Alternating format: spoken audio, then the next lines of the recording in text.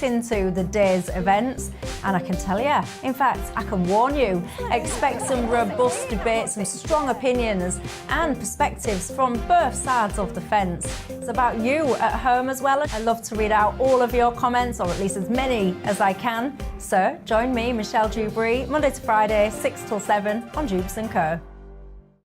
On radio, they call it the drive time slot, 4 p.m. until 6 p.m. as listeners head home. It's that part of the schedule when the dust of the day's events begin to clarify, and we try to make sense of it for you. Brazier is drive time for radio and TV. It's fast, it's punchy, it's opinionated, there's a Brazier angle and a little bit of levity. That's the question. That's two questions, actually. That's Brazier, Monday to Thursday, 4 till 6 on GB News.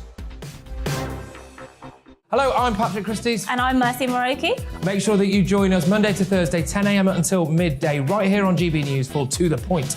We're not afraid to talk about the topics that matter to you or the big topics that always matter. We cover absolutely everything, from the breaking political stories of the day to law and order, what's going on in the channel. We're not afraid to hold people to account. We always make sure we include your views on our show. Indeed, if you're thinking it, you can guarantee that we're saying it. So make sure you join the conversation with us, 10 a.m. until midday, Monday to Thursday for To The Point on GB News. I'm Dan Wootton. Join me Monday to Thursday from 9 to 11 for the feistiest and most fun news debate on TV, where free speech reigns. I'll bring you a sharp take on the day's biggest stories, bombshell newsmaker interviews, and A-list guests. And I guarantee you, no spin, no bias, no censorship, and no reason to go to bed. That's Dan Wootton tonight, Monday to Thursdays from 9 on GB News.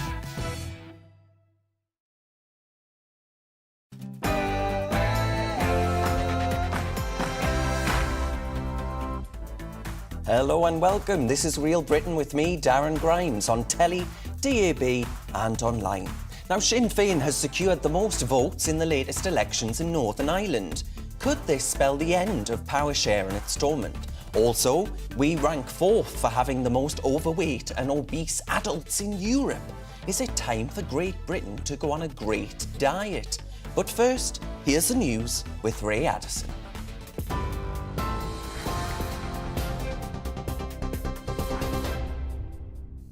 Thanks, Darren. It's 2 o'clock. Here's the latest from the GB newsroom. The Conservative Party has lost nearly 500 councillors across England, Scotland and Wales in the local elections, with Labour, the Lib Dems and the Green Party making significant gains. In Scotland, the SNP remains the largest party, whilst in Wales, Plaid Cymru gained 3 councils. Education Secretary Nadeem Zahawi told GB News the elections were tough for the Conservatives, but no better for Labour.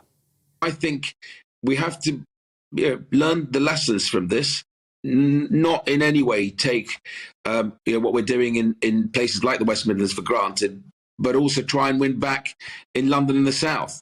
So it's a mixed picture, tough night for us, but I don't think it's any better for Labour in the sense that Keir Starmer has gone backwards in places like Nuneaton. They've stood still even in Hartlepool. Well, Labour MP for Mitcham and Morden, Siobhan McDonough, told GB News her party is making progress, even though it's not the fully formed alternative that it should be. She says Labour needs to show what the party is offering to the people. I think we're beginning to fill out on that, those economic details. We've got, abolition of non-dom status and quite a number of other policies. But, we're coming from a near-death experience in 2019. Our results in the local election, I think, were good, and I think they're getting better. And moving to the Liberal Democrats, their former leader, Sir Vince Cable, told GB News he believes his party would not join a coalition with Labour if this had been a national election with a hung parliament. I think politically, under the British voting system, for a small party to go into coalition with a bigger one is very difficult and potentially disastrous. So if the scenario you describe happens, and it looks pretty plausible, I suspect the Lib Dems would not join a coalition, but would try to be constructive and support a new government and help it to operate through supplying confidence or a comparable type of arrangement. Well, counting continues in Northern Ireland, with Sinn Féin poised for a major victory. Sinn Féin member of the Legislative Assembly for North Belfast, Jerry Kelly, told GB News his party is committed to working with other parties to alleviate the cost of living. He wants the executive up by Monday. To have a functioning executive, the DUP need to realise this is democracy. They were the First Minister before. We accepted that. We're going to have the First Minister position. They need to accept that as well. It's a shared position and they need to go with it. Well, in other news, Russian missile strikes have hit the southern port city of Odessa, regional officials report. It follows UK intelligence reports that the war in Ukraine is taking a heavy toll on some of Russia's most capable units. The Ministry of Defence says sanctions mean it will take considerable time for Moscow to rebuild its military. In Mariupol, Ukrainian officials have accused Russia of violating a ceasefire as they tried to evacuate civilians. Ukraine's Deputy Prime Minister says a further 50 people were rescued yesterday, but more than 100 are still trapped. North Korea has fired a short-range ballistic missile from a submarine off its east coast, South Korean military says. It comes just 3 days before the inauguration of South Korean President-elect Yoon Suk-yeol, who's vowed to take a hard line against the North. Japan's defence ministry says the projectile landed outside of their exclusive economic zone. It's the second launch this week, with Pyongyang vowing to develop its nuclear forces at the fastest possible speed. A consortium has agreed terms to buy Chelsea Football Club from Roman Abramovich in a £4.25 billion deal. It's led by Todd Boehly, co-owner of the Los Angeles Dodgers baseball team. Mr. Abramovich has been forced to sell after being sanctioned by the UK government over his links to Russian leader Vladimir Putin. A further 18 children have been found to have sudden onset hepatitis, bringing the UK total to 163. The Health Security Agency says the adenovirus may be causing the severe liver condition, although investigations continue. Cases surged following the pandemic, with the most common symptoms being jaundice and vomiting. So far, there have been no fatalities. One of the UK's most wanted fugitives has been arrested in Spain. The National Crime Agency says 30-year-old David Ungi from Liverpool was being sought for his alleged role in the murder of 18-year-old Vinnie Waddington in 2015. He was arrested on Thursday night along with 3 other men as they arrived at a gym in Malaga. Ungi is the third most wanted target captured in the space of a week. This is GB News. We'll bring you more as it happens. Now let's get back to Real Britain with Darren Grimes.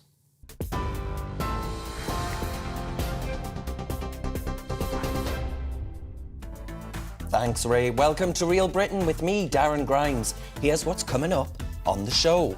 In Northern Ireland, Sinn Féin has had great success at the elections after receiving the most first preference votes by a wide margin.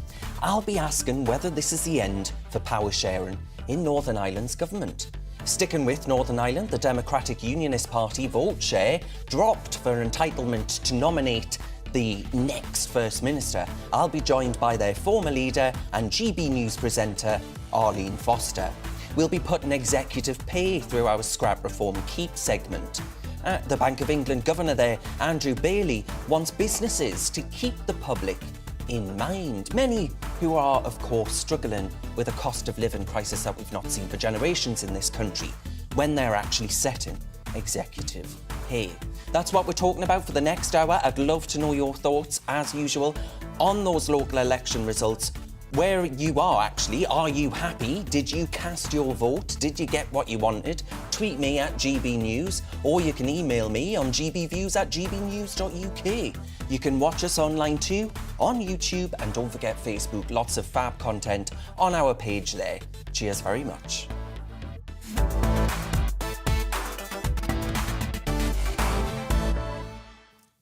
Now, speaking of those local elections, I think there you have it, folks, right? There was no great rejection of Boris Johnson at the ballot box. Red Wall voters didn't scramble for the lifeboats to seek safe haven with Sir Keir Starmer QC. Far from it.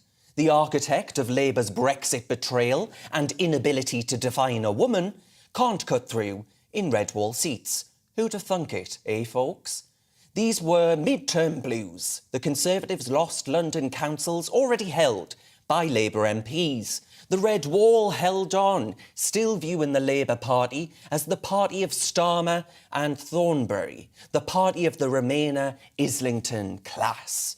You'd think, folks, given how the Labour Party has trumpeted its so-called triumphs, that they'd won a majority as significant as that secured by Tony Blair in 1997. No such luck there for Mr Starmer, folks.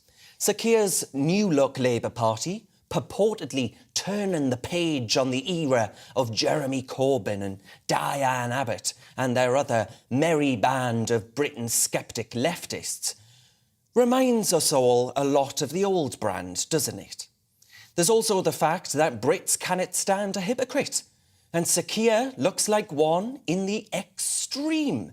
For months, Sir Keir has waxed lyrical with an almost unrivalled self-righteousness about Boris Johnson and purported breaches of lockdown rules. He's finally been forced to admit what everyone knew, that when the whole country was locked down, he was hosting boozy parties in Downing Street. Yes. Is he now going to do the decent thing and resign? Yes.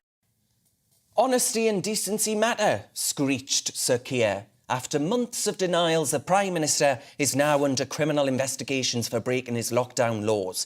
He needs to do the decent thing and resign. That was Sir Keir. And of course, he was cheered on by a political and media class that had wanted to be rid of Boris, the Brexit Prime Minister, the champion of the Red Wall. They wanted rid of him from day one. So they picked up the Partygate stick and they attempted to beat him out of office with it. Well, Sir Keir Starmer looks somewhat hypocritical. Sir Keir Starmer, a member of the Queen's Council, a top barrister, a former Director of Public Prosecutions, and, of course, the leader of Her Majesty's most loyal opposition. I'm still waiting, Sir Keir, on this honourable, enlightened man to call on himself to resign, because he is now the subject of a police investigation, similar to that against Boris Johnson. Keir called on both Johnson and the Chancellor Rishi Sunak to resign when they were placed under investigation. He was removing the right to a fair examination of the facts. Now he finds himself under a similar test. Will he be handing in his resignation? Where's the consistency? That's what I want to know. The consistency of the press in hounding the opposition leader over this. The consistency of Starmer himself and the consistency of the police in probing this with the urgency that was applied against the Prime Minister on all three counts. The only consistency I can see, folks, is the consistency of voters in being utterly turned off by the rank hypocrisy of Labour's Islington set.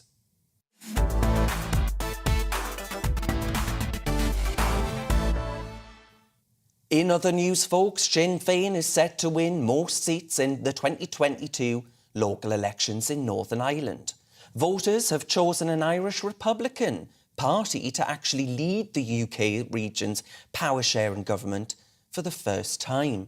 But will Stormont now be doomed to fail? I'm asking, is this the end of power sharing?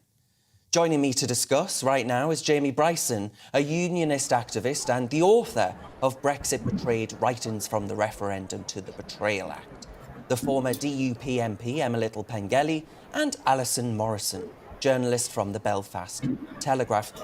Thank you all very much for your company. Emma, can I start with you, please? Jerry Kelly, a Sinn Féin MLA, he's just been shown in the news there in saying, look, folks, the DUP need to accept that this is democracy. He's not wrong there, is he, Emma? Well, we have a very particular type of system here in Northern Ireland, of course, mandatory coalition. That means that you can be First Minister here with, maybe 22, 23% of the vote. However, in this case, Sinn Féin have received 29% of the first preference vote. They have had a very solid election, but I think the key thing to remember here is actually very few seats have really changed hands. We went into this election with the DUP and Sinn Féin on very similar numbers. The DUP had lost one of theirs to becoming independent. So in the last election, DUP had 28, Sinn Féin had 27. Now, it looks likely that if Sinn Féin do gain any, they'll only gain maybe one.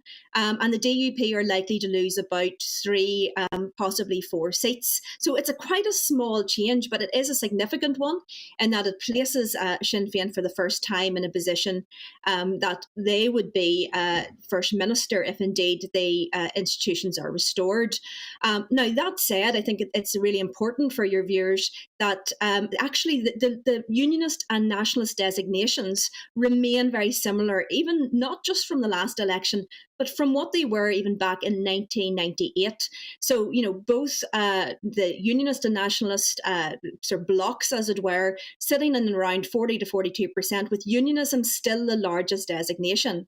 However, because of the system that we have, the small sort of change of seats has caused the situation with Sinn Féin. And of course, that's largely due to the protocol. The DUP has lost votes to a harder line party on its right, the TUV. And of course, Sir Geoffrey Donaldson had made clear, very, very unhappy around the protocol. DUP voters very unhappy around the protocol. So, 250,000 people, the same amount of people who voted for Sinn Féin, very clearly saying to Boris Johnson, to the British government, this protocol needs to get sorted out. And until it gets sorted out, there won't be power sharing restored in Northern Ireland. Alison, is that the real story here then? The real story is the story of the DUP, right? This was a rejection of the DUP, not of unionism, which Emma says there has a majority, but it was the collapse of the party. That's perhaps the real story here. Well, look, Emma put a great spin on that, but in reality, the TUV, the hardline TUV, will go back into the Assembly should it sit with one MLA. They did not add a single seat. And in an STV election, every person who may have given their first preference vote to the TUV will have given the second preference vote to another unionist party, namely the DUP. So to try and say that they lost votes because of the protocol, first of all, is a nonsense, because they haven't lost anything. The TUV have not made massive gains, as was expected. And the fact is that the growth of the middle ground is the second biggest story of this election. And the Alliance Party, who don't designate as either unionists or nationalists, are in favour of minor reforms to the protocol, but not the scrapping of it. Sinn Féin are now by far the largest party. They are also in favour of reforming parts of the protocol to make it work with more ease, but not with getting rid of it. So how then can the British government go back and make concessions, which would basically be at the behest of the DUP, which is now, in terms of their opposition to the protocol, a minority in Northern Ireland, in opposition to against the mandate that has been given to Sinn Féin and the Alliance Party. And all this is to do is to save face of Geoffrey Donaldson, to allow him to put his party back into the executive. The fact is that the protocol needs reforms. We know that there are parts of it that do not work properly, that's causing problems to businesses. But I think that where the DUP probably went wrong in this election was not recognising that the real issues affecting their voters, affecting the unionist people of Northern Ireland, were things like the cost of living crisis, were the shambles of our health service, and not those sort of constitutional questions. Because whether Sinn Féin are First Minister on Monday or not, and that will not happen given the fact that, they have to designate, and the DUP have indicated that they won't nominate a Deputy First Minister, you were no closer to having a border poll in Northern Ireland. The only person who can call a border poll is the Secretary of State. That has to be with the will of the majority of people, and that's not something that's going to happen in the next 5 years. So I think that they need to stop using scare tactics, which has terrified the unionist voters into thinking that their sovereignty is at risk, because it isn't.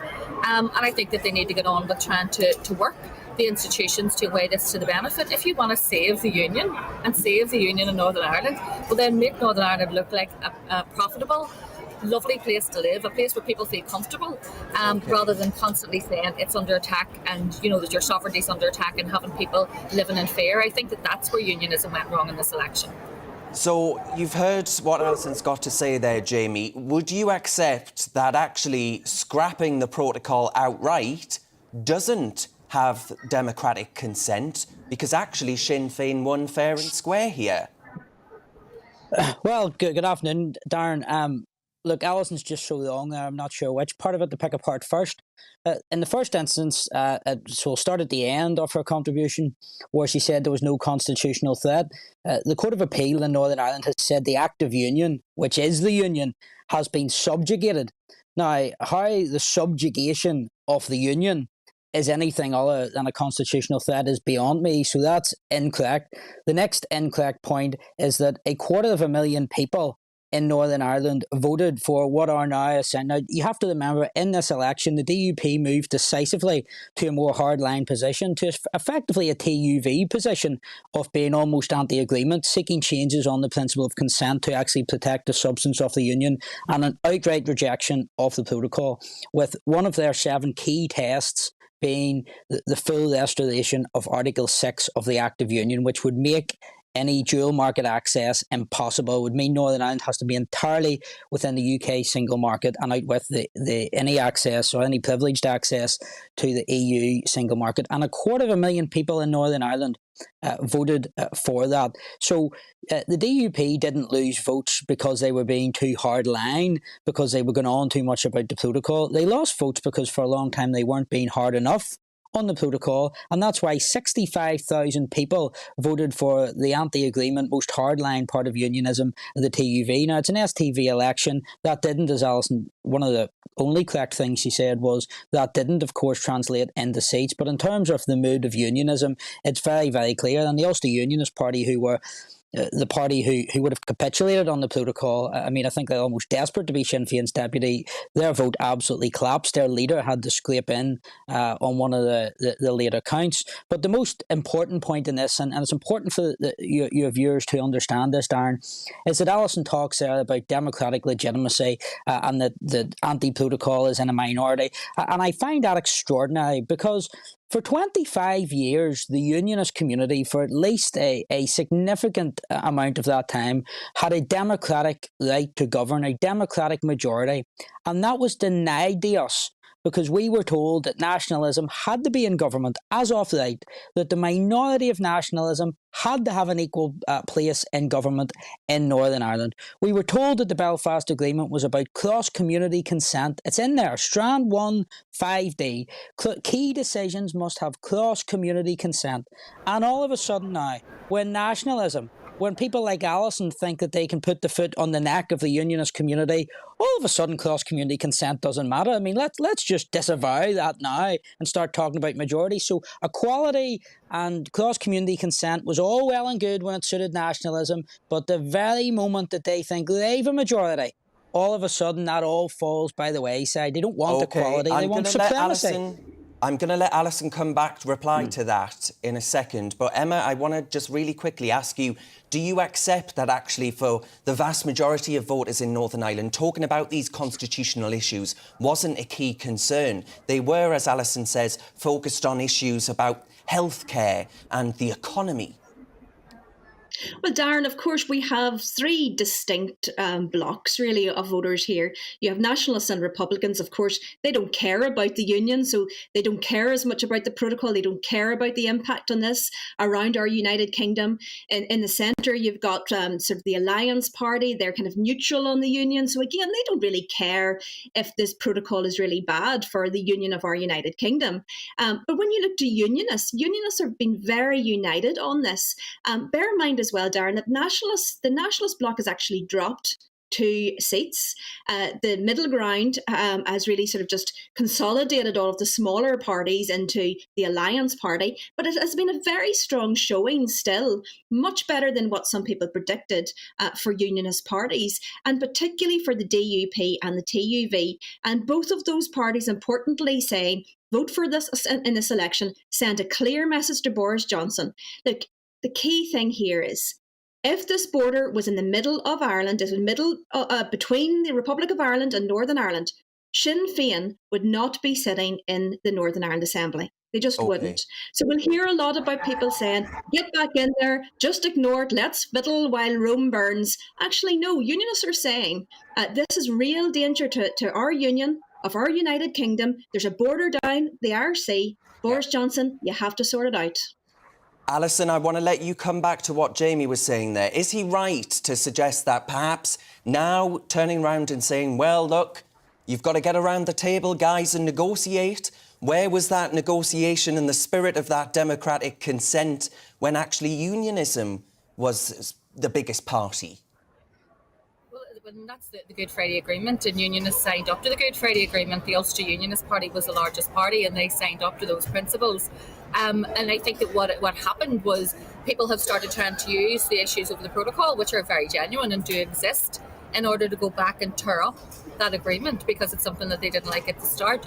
You know, I think Jimmy would be quite happy if the whole, people just burned the whole house down and started from scratch. He's against the Good Friday Agreement. He's using the protocol as a way to try and rip up the Good Friday Agreement. But the fact is that the Alliance Party are not. Well, when Emma says that the Alliance Party don't have a position on the union, the majority of those votes come from soft Jew unionists. If you look at the demographics and where those people have been elected, we've just had an Alliance Party MLA elected instead of Mervyn Storey, a DUP person.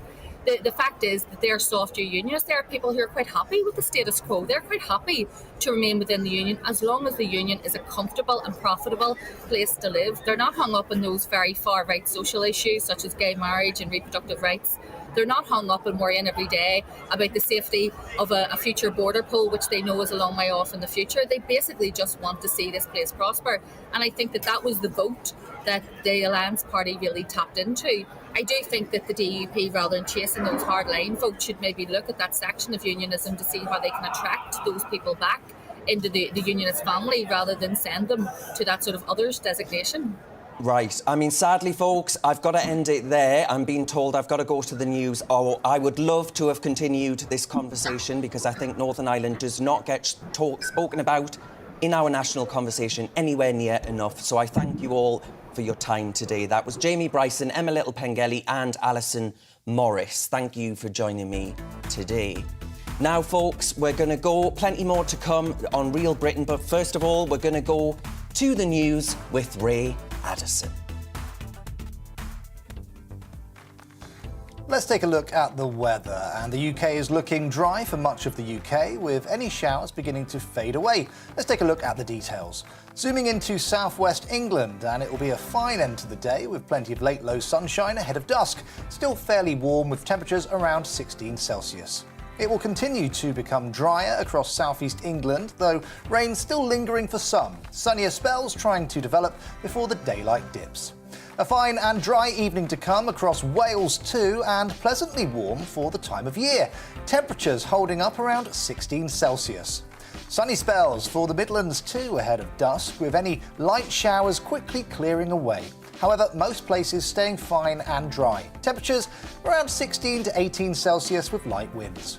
A couple of showers are still possible across northern England this evening, but most places will miss these, and there'll be a fine sunset to come with clearing skies. Winds remaining light.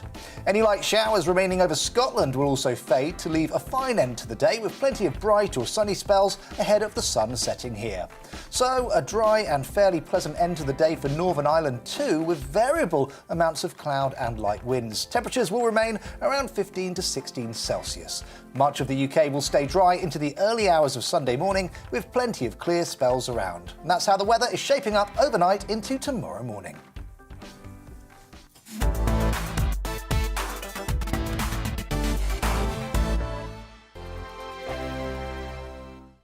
Hello, I'm Michelle Dewberry, and you can join me every weekday 6 till 7 on Jubes and Kerr. Me and my panel will get stuck right into the day's events, and I can tell you, in fact, I can warn you, expect some robust debate, some strong opinions and perspectives from both sides of the fence. It's about you at home as well. I love to read out all of your comments, or at least as many as I can. So join me, Michelle Dewberry, Monday to Friday, 6 till 7 on Jubes and Kerr.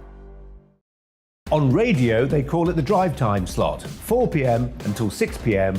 as listeners head home. It's that part of the schedule when the dust of the day's events begin to clarify, and we try to make sense of it for you. Brazier is drive time for radio and TV. It's fast, it's punchy, it's opinionated, there's a Brazier angle and a little bit of levity. That's the question. That's two questions, actually. That's Brazier, Monday to Thursday, 4 till 6 on GB News.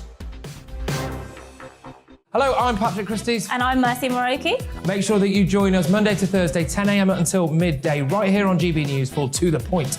We're not afraid to talk about the topics that matter to you or the big topics that always matter. We cover absolutely everything, from the breaking political stories of the day to law and order, what's going on in the channel. We're not afraid to hold people to account. We always make sure we include your views on our show. Indeed, if you're thinking it, you can guarantee that we're saying it. So make sure you join the conversation with us, 10 a.m. until midday, Monday to Thursday, for To The Point on GB News.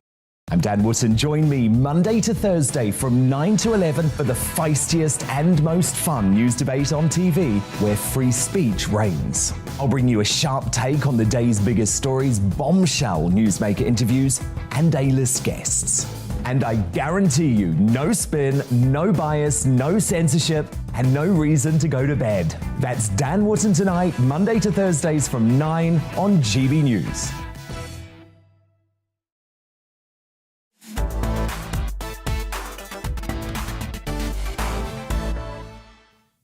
Welcome back to Real Britain with me, Darren Grimes. Now, Conservatives across the UK were quite disappointed after the local election results yesterday, as they lost nearly 500 councillors as well as control of 11 councils. Labour had quite a good day, which you might expect after 12 years of Conservative government. In London, where they won control of Wandsworth, Westminster and Barnet. But they didn't do so well with those northern votes in former Red Wall areas. Here to simplify all of that for us is my good friend Dr. David Jeffrey, who's a politics lecturer at the University of Liverpool. David, thank you very much for your company. Can you just sum up what I've just very briefly outlined there? You could argue that Labour have had a pretty good day in the likes of Scotland, London, Wales, but not in those Red Wall areas. Yeah, generally I agree. I think London definitely stood out for Labour. Scotland, they've regained their second place position, still a long way from first, but they'll be happy with that. Strong showing in Wales as well. And there are some areas across the kind of traditional Red Wall seat where they have staged something of a comeback, but whether they're far enough ahead to put their local base at rest, or whether it's something they can regain from themselves, is still up in the air. But I mean, the real loser tonight, I think, is Boris Johnson. Not so much that his leadership will be under threat. I think he's avoided that. But it's still been a really bad night for the Conservatives, especially given the fact Boris Johnson sold himself to the Conservative Party as a politician who can reach part of the electorate that other politicians can't. What about the Liberal Democrats? They had quite a strong day. I mean, it's almost, 200 new councillors voted in and taken control of areas like Gosport and Hull, for example. That's a pretty good success story for them, isn't it? Are the Lib Dems now forgiven for their time in coalition government? Well, it's certainly the case that they've done their strongest performance since they started, since they joined the coalition. That they had a very good night. There's no denying that whatsoever. It seems that the rumours of the pack that the parties both denied, Liberal Democrats and Labour Party both denied, has worked in some areas. The coalition days are behind them. It's not quite clear that they've won back all of their previous voter base. So students, for instance, are probably still firmly in the Labour column, and they've not gone back to the Liberal Democrats after their U-turn on tuition fees. But in the so-called blue wall, the Liberal Democrats really are challenging the Conservatives, who are in a terrible position now of, in more rural areas, having the Liberal Democrats and the Greens eating their vote share, and then in more urban areas, seeing a resurgent Labour Party and seeing many of their own voters stay at home, because although they might not want to vote for other parties, they can't bring themselves to vote for the party under Boris Johnson at the moment. David, do you think the story here isn't a good one as far as unionism's concerned? Because you look at Northern Ireland, there's Sinn Féin doing really well. You look at Wales and the Conservative and Unionist Party, which I think it's often forgotten that that is its name. In Wales, of course, the Conservatives didn't really have a good day. And in Scotland, the Labour Party now seem to be on the up, but the SNP have properly trounced them yet again. Is the story that unionism, as Nicola Sturgeon has suggested, is on its way out? I don't think Nicola Sturgeon's ever seen an event that wasn't about Scottish independence. But I think in this case, it is really just a case of an unpopular Prime Minister with a party that has undergone numerous scandals over the last year, since maybe last September especially, just looking very tired and not looking like it's got answers to the cost of living crisis. But as well as the kind of Conservatives want to portray Boris Johnson's acting on Ukraine, that's not really a first order issue for most people. It's the cost of living, and the party doesn't have any answers for that. In terms of Northern Ireland, I've listened to your previous segment. It's not something I've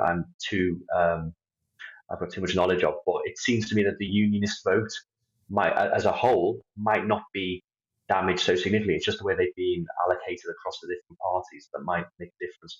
And the same not the same, but in Wales as well, the Conservatives had a really bad night.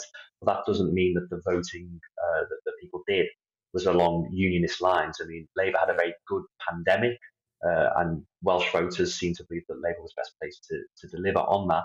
And I think that's been rewarded through the votes anyway. I mean, Plaid picked up some councils but lost some councillors, so that's an interesting dynamic. Yeah. Again, it doesn't seem that Welsh independence is taking off in Wales anytime soon. A very interesting national picture for sure. Dr. David Jeffrey, politics lecturer at the University of Liverpool, thank you very much for your time. You're with GB News on TV and DAB radio. Next, folks, we'll be crossing over to Northern Ireland to speak to our very own Arlene Foster for all of the latest. But first, folks, it's a time for a check on those news headlines with Ray Addison.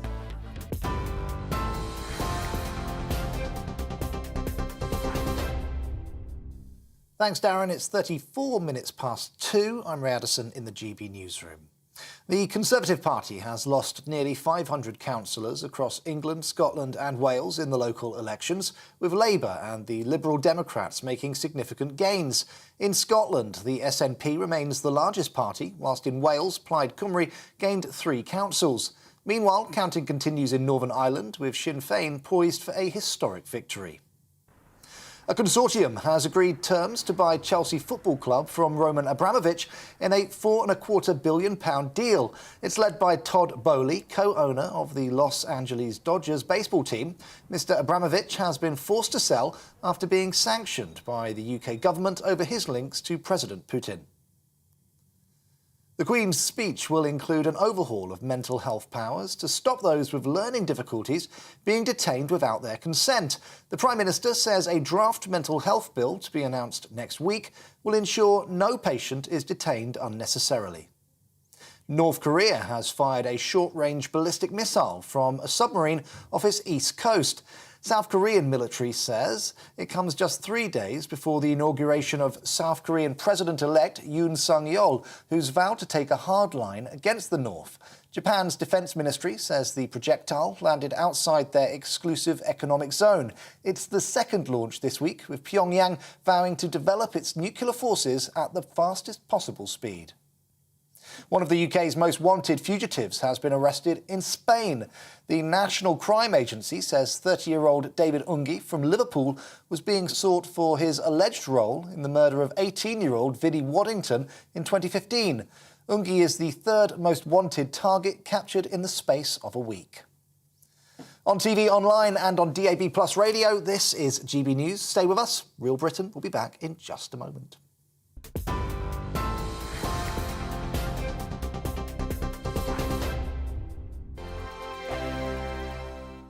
Hello, I'm Michelle Dewberry, and you can join me every weekday 6 till 7 on Jubes and Kerr. Me and my panel will get stuck right into the day's events, and I can tell you, in fact, I can warn you, expect some robust debate, some strong opinions and perspectives from both sides of the fence. It's about you at home as well. I love to read out all of your comments, or at least as many as I can. So join me, Michelle Dewberry, Monday to Friday, 6 till 7 on Jubes and Kerr.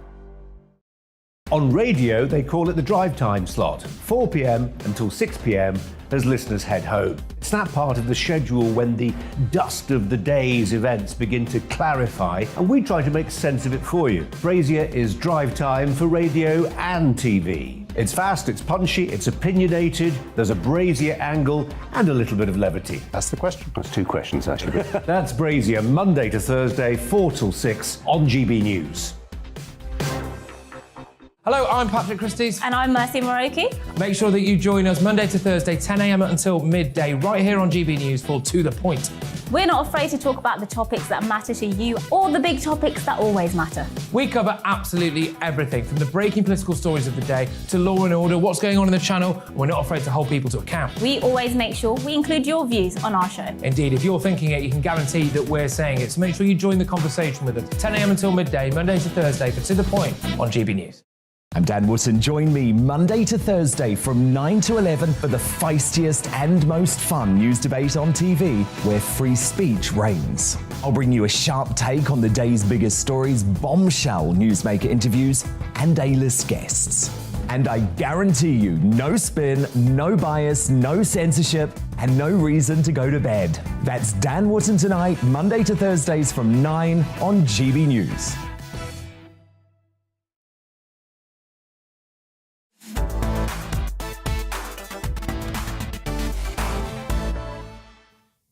Hello and welcome back to Real Britain with me, Darren Grimes. Now folks, Sinn Féin are set to win the most seats in this year's local elections in Northern Ireland. A unionist party has been the largest in government since Northern Ireland was formed in 1921. Now, a nationalist party is looking likely to be the largest in Stormont. And of course, that result will have significant repercussions for the future of Northern Ireland and the Northern Ireland Protocol. So what's next for Northern Ireland? Well, I'm delighted to say that I'm joined now by Arlene Foster, former Northern Ireland First Minister and GB News presenter, for her take on what has just taken place. Arlene, thank you very much for your company.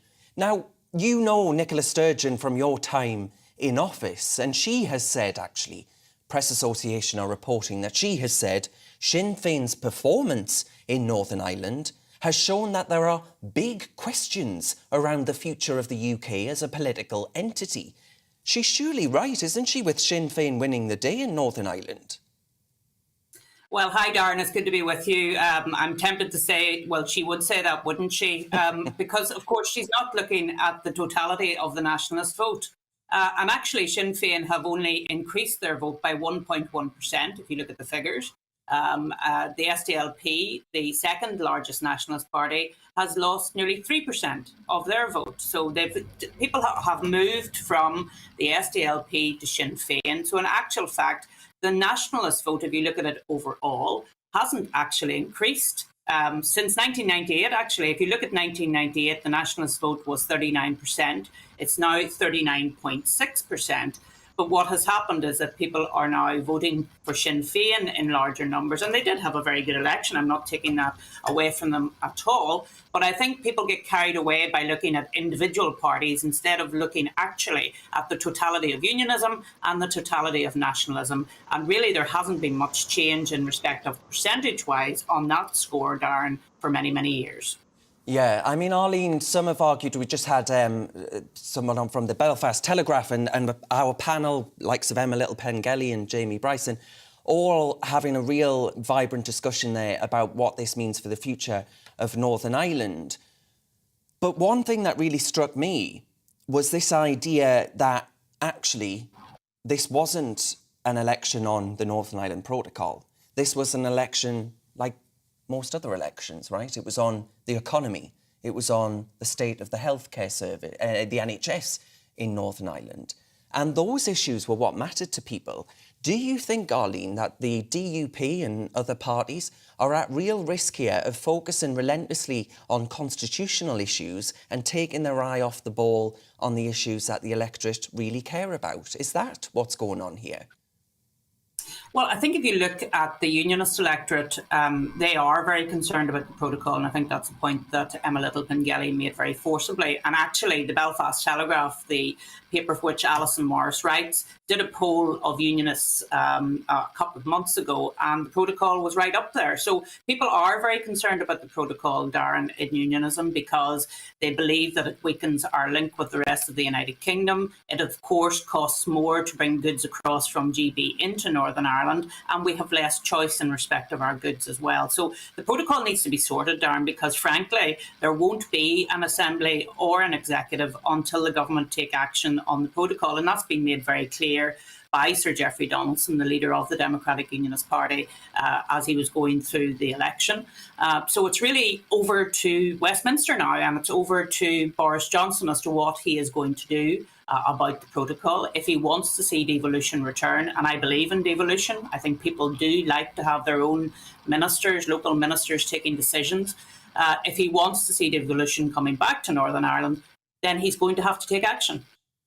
Do you accept that the DUP and other parties have moved to the right?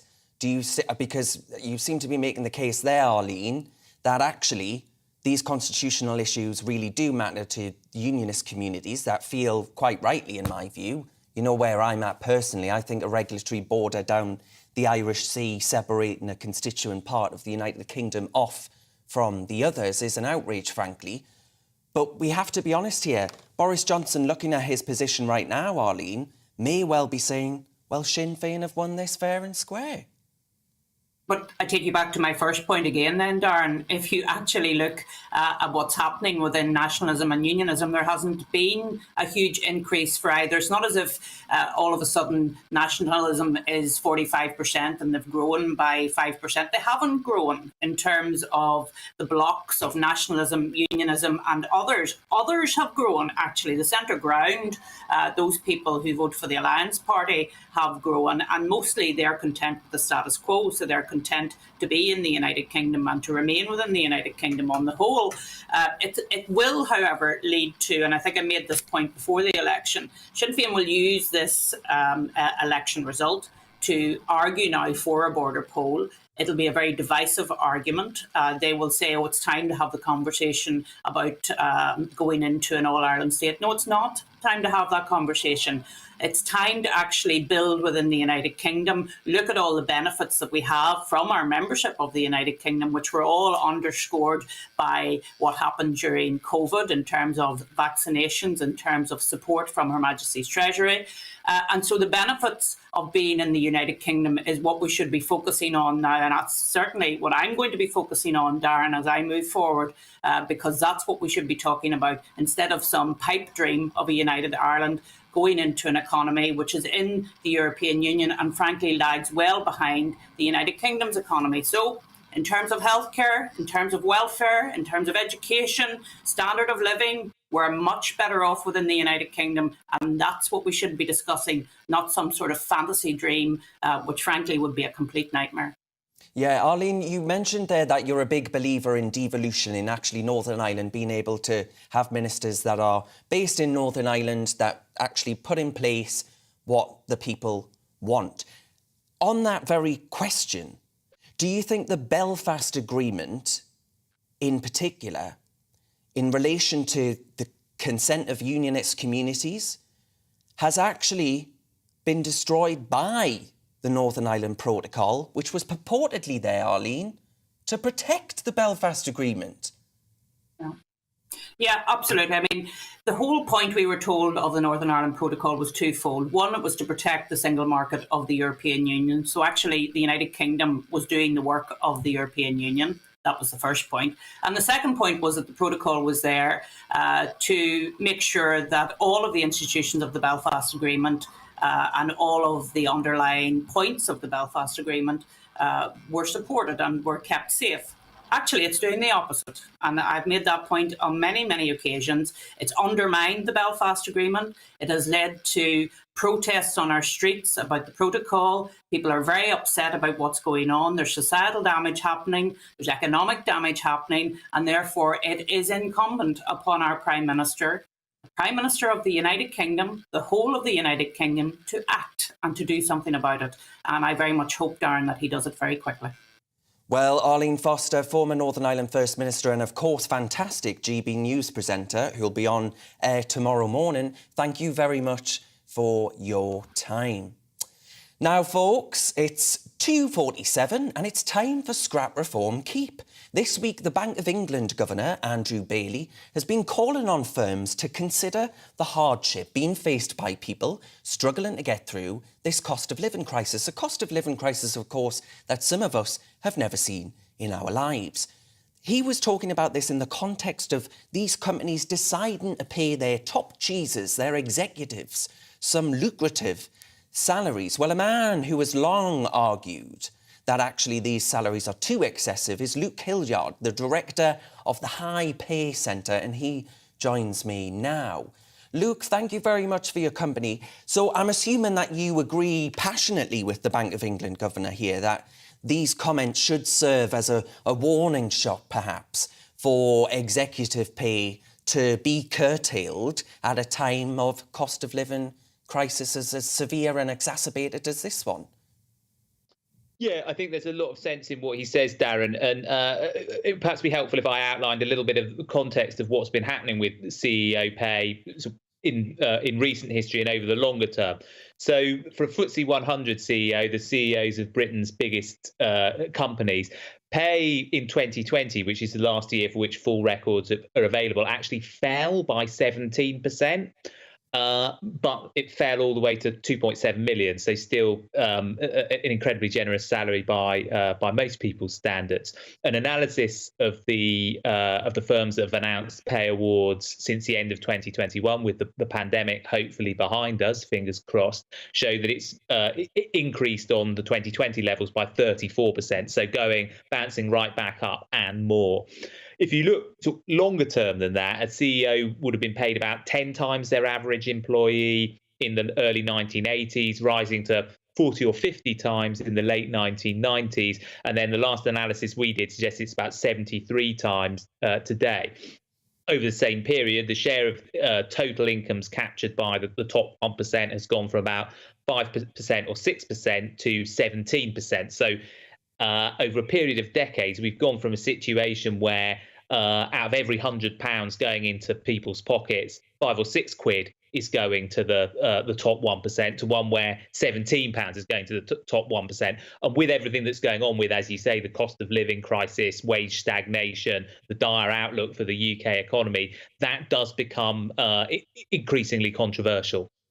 Yeah, Luke, I think I agree with you on it being perhaps the wrong thing to do during a cost of living crisis to up the executives' pay if you're not upping the pay of everyone else. You know, it could be a supermarket worker, for example, and the top cheese of said supermarket receives an absolutely massive payout. But where I think what I'd like you to answer, Luke, is surely in this day and age, this is the day and age of the CEO, right? Where a CEO is doing more and more. And actually, the likes of, going back in time, the likes of Steve Jobs, you know, changed beyond recognition the role of the CEO. They're brand ambassadors, they're Instagram famous, they're people that are here, there and everywhere. And the decisions they make, the comments they make, the way in which they live their lives can wipe billions off of a company's net worth. So surely it's right that these people are paid these extraordinary sums of money. Yeah, you make a very good point. CEOs certainly have a higher profile than they would have done in the past. They've achieved a sort of celebrity status, but of course they're incredibly well rewarded for that, not just by their companies in their direct pay, but the sort of the financial leverage that having vast numbers of followers on Twitter, having every comment reported in newspapers brings with it. They'll all be, even after they're long retired from the CEO's position, they'll be able to take on lucrative non-executive directors' roles, the after-dinner circuit, making speeches for money, etc. So in some ways, all those additional sources of earning strengthen the argument that their pay should be a bit less. And I think also, again, you're absolutely right that leadership is important and good decisions are important. I certainly wouldn't say that they don't matter and that everybody should be paid the same. But equally, what shapes the fortunes of the business? It's good, a benign economic context. No business can sell anything if nobody's got any money to spend. It's good policy and regulation. Right. It's the contribution of the entire workforce. As you say, CEOs will take decisions that, with billions of pounds at stake, but they'll have countless people advising on those decisions. And I'd actually say that if business is so dependent on one individual that they have to pay them these vast sums of money, that's actually a sign that it's not being terribly well run. Right. So, Luke, then, I'm guessing I already know the answer to this, but as far as our Scrap Reform Keep segment is concerned, I'm assuming that you are very much in the scrap camp as far as excessive executive pay is concerned. Yes, I think we could do a much better job of rebalancing things between the top, the middle and the bottom, so that those at the top are still rewarded for taking on demanding roles with greater responsibility, but things are balanced a bit more evenly, and that some of the money that's currently spent on those at the top is used to boost pay for those in the middle and at the bottom. Okie doke. Well, Luke Hildyard, the director of the High Pay Centre, thank you very much for your time today. Now, folks, it's time for our campus clash. Today, I want to know, are our universities fit for purpose? Complaints from students in England and Wales about their university courses has reached a record high last year. Hardly surprising, folks, when it seemed like no student was actually on campus. I'm joined now by Anna McGovern, an English student at Queen Mary University of London, and Ryan Bell-Morley, a trainee teacher in Lincoln. Ryan, can I start with you, please? In your view, do you think universities, are they worth it these days? Is it worth all of these numbers of students going through our universities like a sort of glorified factory farm almost? All right, well, first of all, afternoon, Darren. Good to be here. But to add on to it, yeah, I think they are fit for purpose. I think largely this argument that they aren't is rooted in the fact... Oh, just lost a bit of audio there. Right, Anna, can I just ask you that question, please, while we try and get Ryan back online? Do you actually think that it's right that these students, do you understand why so many students are saying, well, hang on a minute, this just wasn't worth the 900 and odd, whatever, 9,000 and odd pounds that it costs each year to do this degree? So I'm in an interesting position where I'm a student at university and I also work at a school with young people applying for university. And universities in their current state are really not fit for purpose because we've seen the curtailing of free speech across universities across the UK. They're not being, like, young people are not being introduced to those, really interesting and contemporary ideas. And when they're blocking speakers from coming into their university, like we know the University of York campaigned for Julie Bedell to not come to their university to speak at the Free Speech Society. We've also got the universities constantly calling protests, strikes.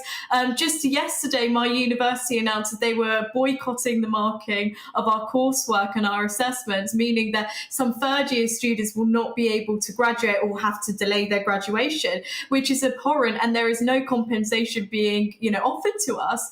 So I really think in the, the modern day sense that the university system is not preparing young people for the modern day world or the workplace, and I really think there needs to be some reform. I think then that ultimately this is a government problem, and that actually the government needs to coin a phrase, take back control of a very university sector that is very, very much focused on an activist class.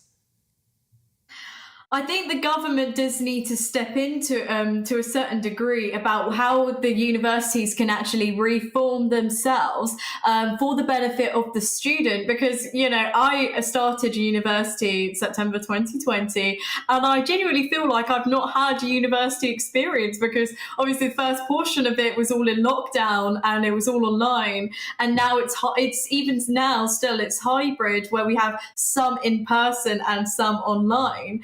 So it's never really resumed back to that normality that many people before COVID-19 actually experienced. So I think the government there must be some way that the government must come in and see what we can do to actually help these university students who are actually not really getting their education or their money's worth, and see what we could do to actually improve the state of the universities for the students moving forward into the future. Ryan, final word to you there. Do you think we need to raise the standards of requirements? Oh, we've just lost Ryan again there. God bless him. Actually, Anna, thank you very much for being so patient there. Anna, do you think we need to raise the standards of the requirements to get into universities to actually make it so fewer people do go to university? Because in my opinion, there are far too many of these Mickey Mouse degrees when actually people would be better suited to apprenticeships and T-levels in some cases. I absolutely agree. And I think actually apprenticeships, for example, are a fantastic way to get into the workplace and to actually get, real work, work training into a career. So I think they're actually really amazing initiatives. I think it should be harder to get into university. I don't think everyone should be able to go to university. And the fact that universities are creating these Mickey Mouse degrees so students can go, I don't think that's what I couldn't agree with you more. And Ryan Bell-Morley, I've no idea what you were about to say, and we might never know, but I'll get you back on, I'm sure. Thank you very much for your time. Now, folks, you've been watching Real Britain with me, Darren Grimes. Please don't go anywhere. I'll be back with you right after an update on the weather and this short break. Let's take a look at the weather. And the UK is looking dry for much of the UK, with any showers beginning to fade away. Let's take a look at the details. Zooming into southwest England, and it will be a fine end to the day with plenty of late low sunshine ahead of dusk. Still fairly warm with temperatures around 16 Celsius. It will continue to become drier across southeast England, though rain still lingering for some. Sunnier spells trying to develop before the daylight dips. A fine and dry evening to come across Wales too, and pleasantly warm for the time of year. Temperatures holding up around 16 Celsius. Sunny spells for the Midlands too ahead of dusk, with any light showers quickly clearing away. However, most places staying fine and dry. Temperatures around 16 to 18 Celsius with light winds.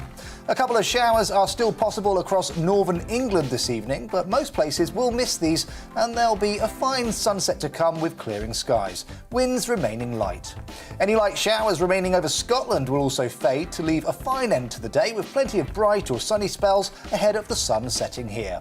So a dry and fairly pleasant end to the day for Northern Ireland too, with variable amounts of cloud and light winds. Temperatures will remain around 15 to 16 Celsius. Much of the UK will stay dry into the early hours of Sunday morning with plenty of clear spells around. And that's how the weather is shaping up overnight into tomorrow morning.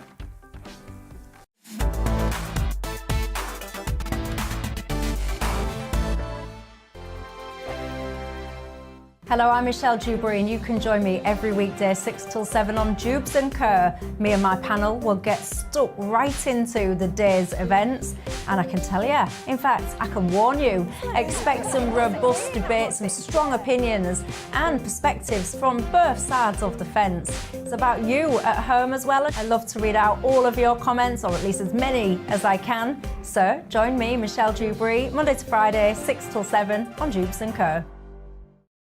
On radio, they call it the drive time slot, 4 p.m. until 6 p.m. as listeners head home. It's that part of the schedule when the dust of the day's events begin to clarify, and we try to make sense of it for you. Brazier is drive time for radio and TV. It's fast, it's punchy, it's opinionated, there's a Brazier angle and a little bit of levity. That's the question. That's two questions, actually. That's Brazier, Monday to Thursday, 4 till 6 on GB News. Hello, I'm Patrick Christie's. And I'm Mercy Moroki. Make sure that you join us Monday to Thursday, 10 a.m. until midday, right here on GB News for To The Point.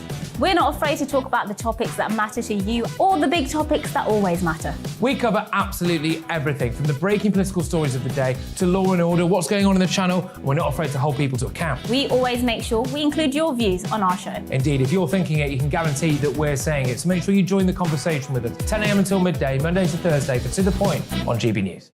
I'm Dan Wootton. Join me Monday to Thursday from 9 to 11 for the feistiest and most fun news debate on TV, where free speech reigns. I'll bring you a sharp take on the day's biggest stories, bombshell newsmaker interviews, and A-list guests.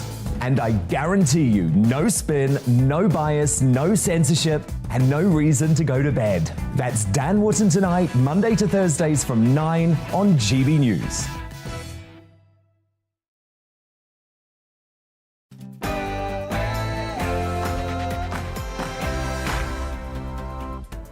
Hello and welcome back. This is Real Britain with me, Darren Grimes, on telly, DAB and online. Before 4 p.m, I'm going to be asking, does Great Britain need to go on a great diet? The UK ranked 4th in Europe for the most overweight and obese people. And we'll be taking a closer look at the energy giant Shell. They made 7.3 billion quid in the first 3 months of the year. 7.3 billion quid. I wouldn't mind that in my bank account, I'll tell you that much for free. But first, folks, here's the news with Ray.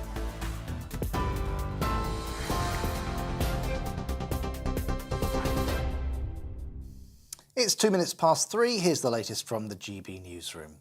The Conservative Party has lost nearly 500 councillors across England, Scotland and Wales in the local elections, with Labour, the Liberal Democrats and the Green Party making significant gains. In Scotland, the SNP remains the largest party, whilst in Wales, Plaid Cymru gained 3 councils. Education Secretary Nadeem Zahawi told GB News the elections were tough for the Conservatives, but no better for Labour. I think we have to learn the lessons from this. Not in any way take what we're doing in places like the West Midlands for granted, but also try and win back in London and the South. So it's a mixed picture, tough night for us, but I don't think it's any better for Labour in the sense that Keir Starmer has gone backwards in places like Nuneaton. They've stood still even in Hartlepool. Well, that's the Conservative view. Labour MP for Mitcham and Morden, Siobhan McDonough, told GB News her party is making progress, even though it's not the fully formed alternative that it should be. She says Labour needs to show what the party is offering to the public. I think we're beginning to fill out on that those economic details. We've got, abolition of non-dom status and quite a number of other policies. But, we're coming from a near-death experience in 2019. Our results in the local election, I think, were good, and I think they're getting better. Well, former leader of the Liberal Democrats, Sir Vince Cable, told GB News he believes his party would not join a coalition with Labour if there had been a national election with a hung parliament. I think politically, under the British voting system, for a small party to go into coalition with a bigger one is very difficult and potentially disastrous. So if the scenario you describe happens, and it looks pretty plausible, I suspect the Lib Dems would not join a coalition, but would try to be constructive and support a new government and help it to operate through supplying confidence or a comparable type of arrangement. Counting continues in Northern Ireland, with Sinn Féin poised for a major victory. But DUP leader Sir Geoffrey Donaldson insists his party has done extremely well in these elections. Unionism has held its ground. The unionist vote remains strong. We are the largest designation in the Assembly. I think there's a lot of spin around results, and I'm very pleased with how the DUP has done in our constituencies. We've held a remarkable number of seats when people were predicting all kinds of negative things. In other news, Russian missile strikes have hit the southern port city of Odessa, regional officials report. It follows UK intelligence reports that the war in Ukraine is taking a heavy toll on some of Russia's most capable units. The Ministry of Defence says sanctions mean it will take considerable time for Moscow to rebuild its military. In Mariupol, Ukrainian officials have accused Russia of violating a ceasefire as they try to evacuate civilians. Ukraine's Deputy Prime Minister says a further 50 people were rescued yesterday, but more than 100 are still trapped inside. An investigation by Disability Rights International has discovered that thousands of young disabled children have been left behind in Ukraine. The charity's founder, Eric Rosenthal, told GB News that many of them are in institutions that don't have the facilities to cope. The refugees are the lucky ones. The kids with the more severe disabilities who've been left behind in these orphanages are in very dangerous situations. I mean, to the outsider, if you're in a nice, clean room sitting in a bed, that may seem, okay, they're safe. But they're not safe. These children are being tied down at night. Picture an adolescent, any adolescent that you know, lying in bed all day with absolutely nothing to do, sedated, children need love. They need attention.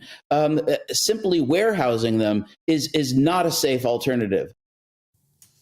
North Korea has fired a short-range ballistic missile from a submarine off its east coast, South Korean military says. It comes just 3 days before the inauguration of South Korean President-elect Yoon Suk-yeol, who's vowed to take a hard line against the North. Japan's defense ministry says the projectile landed outside of their exclusive economic zone. It's the second launch this week, with Pyongyang vowing to develop its nuclear forces at the fastest possible speed. This is GB News. We'll bring you more as it happens. Now let's get back to Real Britain with Darren Grimes.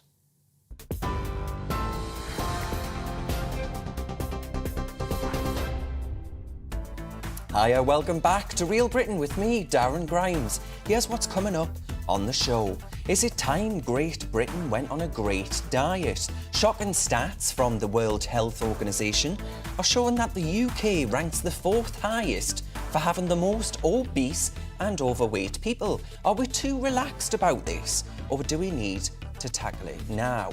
Energy giant Shell has reported its highest ever quarterly profits as oil and gas prices surge around the world. They made £7.3 billion in the first 3 months of the year. That's almost triple the profit it announced for the same time last year. It's not just Shell though, of course. What will all of these energy companies do with these vast profits? Are they going to help her out with these enormous sums that we're all paying at the minute? In the elections, the Conservatives lost almost 500 seats and control of 11 councils. Prime Minister Boris Johnson argued that the results had been mixed overall. Conservative MP Matt Vickers will join us to discuss it all on the show. That's what we're talking about for the next hour. As always though, I would absolutely love to know your thoughts on the amount of overweight and obese people that we've got in Britain. What's your solution? How do we tackle these rising levels? You can tweet me at GBNews, or you can email me on gbviews@gbnews.uk. You can watch us online on YouTube, and don't forget Facebook. Lots of brilliant content on our page. Cheers very much.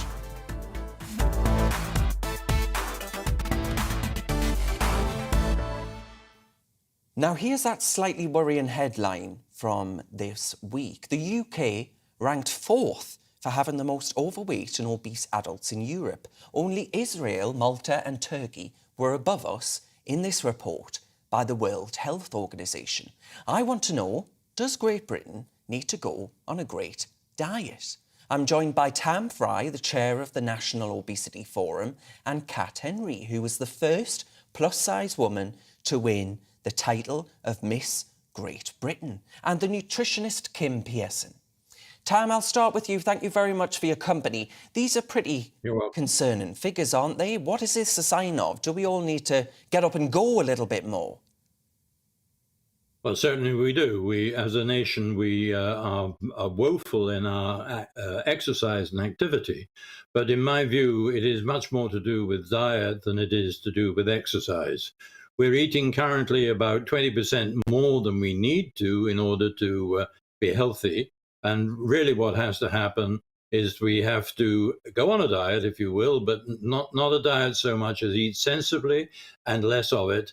And in the course of time, then obesity will disappear. But it's going to take another 10, 20 years, I'm afraid, for that to happen. Right. Kat, coming to you there, do you actually think that as a nation we've got far too positive an attitude, or perhaps far too relaxed an attitude about being overweight?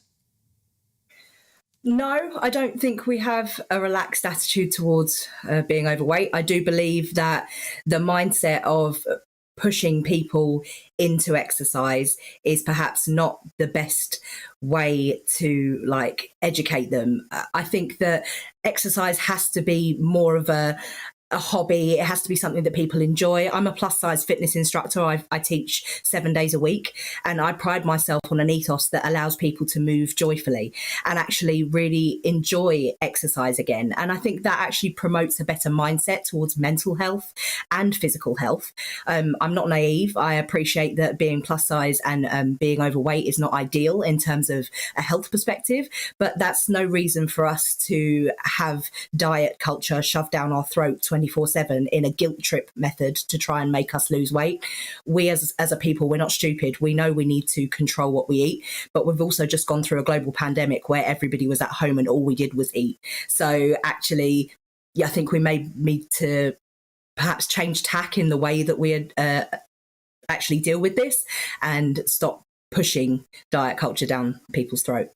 Thank you, Kat. Kim, surely as a nation, right, Kat mentioned there that we closed our gyms, quite rightly, but now we're not getting back into them, are we, in overwhelming numbers? Is it not right that when you consider overweightness and obesity in this country, we're actually at epidemic proportions in Europe? Well, we know that 2/3 of the UK population are overweight or obese, and I absolutely echo Kat's philosophy in that we need to really support, encourage and motivate people to make healthier choices.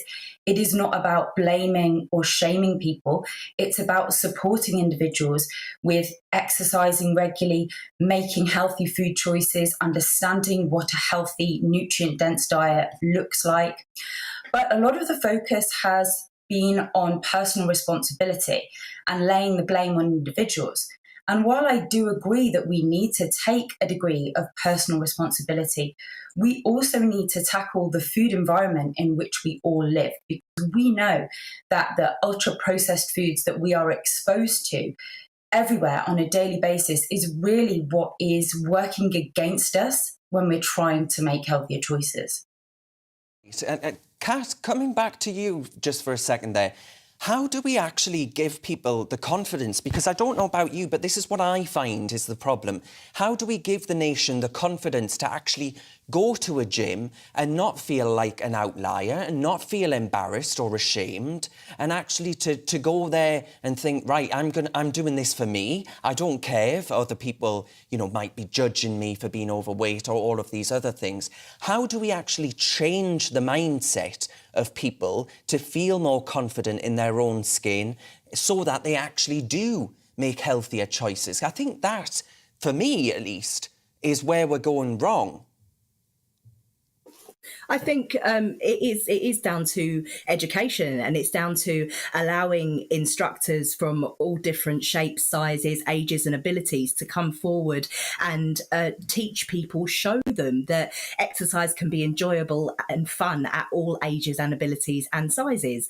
You don't see in the mainstream media a lot of people of all different shapes and sizes teaching fitness, whereas we do exist, and it might actually allow people to feel like they're represented in that space, whereas the fitness and industry only promotes people that look strong, fit and healthy. Yeah. And that's not a true reflection of the people that are actually teaching these classes always. It needs to be about representation too.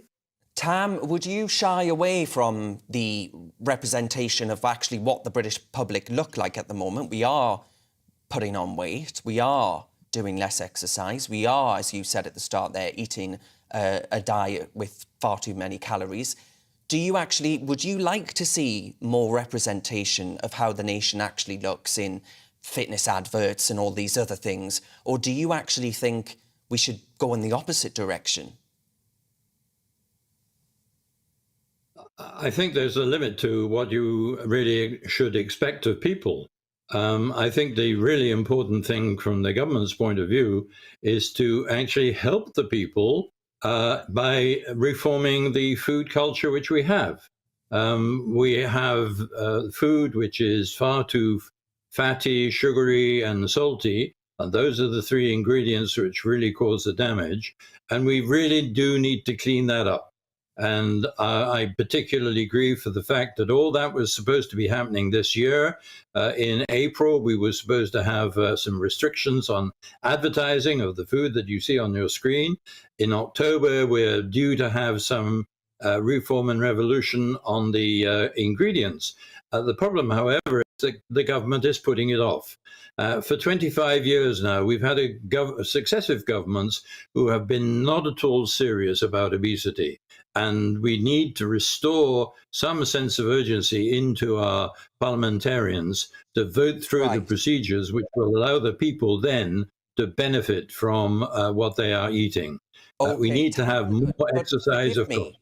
I wonder to what extent you're looking at the world through rose-tinted glasses here, because I'm not sure that the government's saying, right, Tam, we agree with you, we're going to ban these adverts. Right, Tam, I agree with you. Other measures include banning buy one, get one free offers of foods that are high in sugar, in salt and in fat. All of those measures, they might do all of them.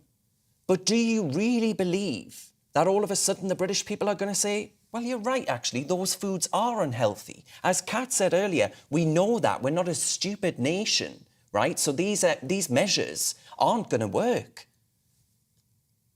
OK, let's look at it another way. I don't have rose-tinted glasses, or I've never been accused of having them. Let me say that the government should be supporting healthy food. We never see any advertisements for healthy food. People do not know where the healthy food is. People are not taught about healthy food at school. We have a succession of families in this country who can't cook. Therefore, they have to rely on ready-made food. All those things have to be addressed. And the point that I think that I'm making in total is that in 2019, the chief medical officer actually spelt out for the government at Boris Johnson's request all the measures that need to be taken if we're going to have some impact on obesity. And I'm afraid to say that of the 49 measures that she recommended, Johnson has paid virtually no attention to any of them. We have to have a sea change in government thinking about how they help people lead and eat a better life.